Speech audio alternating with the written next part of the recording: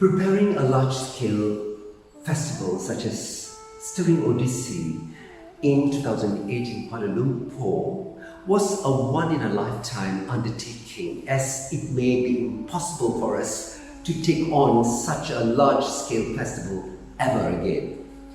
The administrative, financial and artistic commitment and responsibilities of staging such a festival of this magnitude are likened preparing a large banquet where one could prepare for the food but never quite able to partake to savor the food itself. This 6-week festival was one of Sutra's most ambitious projects, involving more than 100 dancers and musicians performing in several venues in Kuala Lumpur, augmented by a separate visual art exhibition inspired by Odissi at the magnificent Petronas Twin Tower Gallery. It also conducted a comprehensive and interactive seminar presenting papers which discuss the preparation of Odissi for the 21st century. The festival was attended by almost all the major scholars and critics of Odissi from India, such as Dr. Sunil Kothari, Srimati Leela Venkataraman, the late Dr. Dinanath Pati and Shanta Sabjit Singh, Ashish Kokar and Saubhagya Pati. It featured the participation of a stellar array of dancers, from the most senior to upcoming dancers, male and female. The Stirring Odissi exhibition was a grand and unique visual arts event featuring more than 16 visual artists of India and Malaysia whose works were commissioned and inspired by Odissi. The interactive seminar brought the combined dialogue of both Indian and Malaysian dance scholars to discuss various aspects pertaining to contemporary traditional performing arts practice. However, the thrust was specifically themed on preparing Odissi for the 21st century.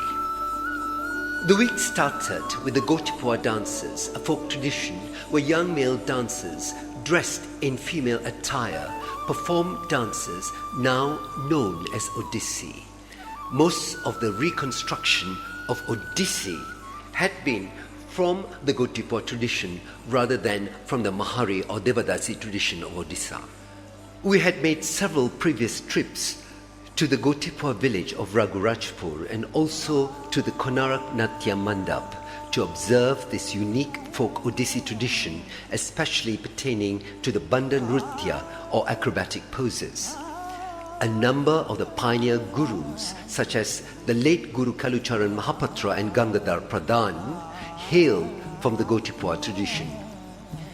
The Gotipua performance prepared us for the male dancers.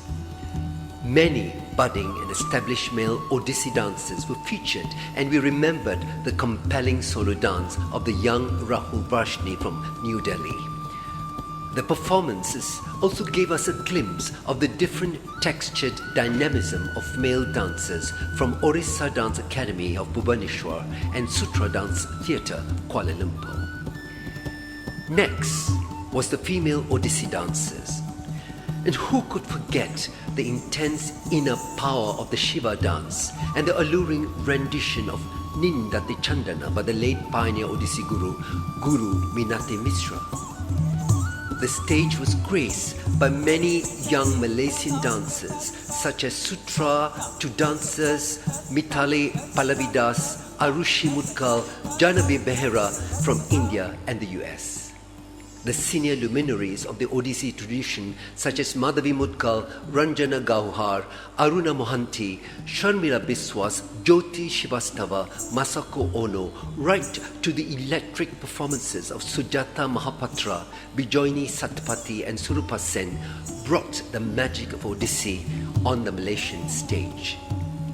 The highlight was the group performances, and this took on for a record 1 week on the larger and more glamorous stage of the Kuala Lumpur Performing Arts Centre. Wherever possible, the group performances were conducted with live music. One of the best moments of the festival was the rare Mardal accompaniment of the late Guru Gangadhar Pradhan, who lent his support to many Odissi dancers and groups of the festival, and Guru Ratikan Mahapatra, who conducted for Srirjan, the company which he led.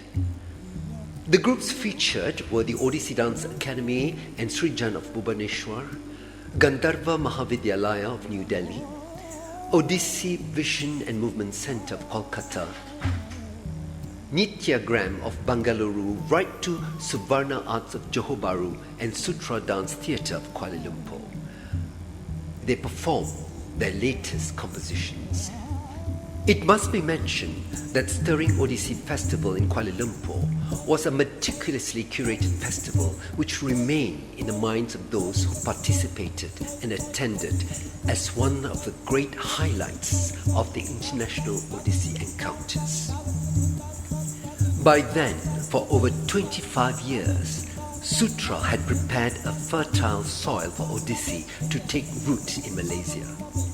The Stirring Odissi commemorated 50th year of India-Malaysia Diplomatic Relations and simultaneously celebrated 25 years of Sutra's anniversary. In one stroke, the festival established Malaysia as an important centre of Odissi.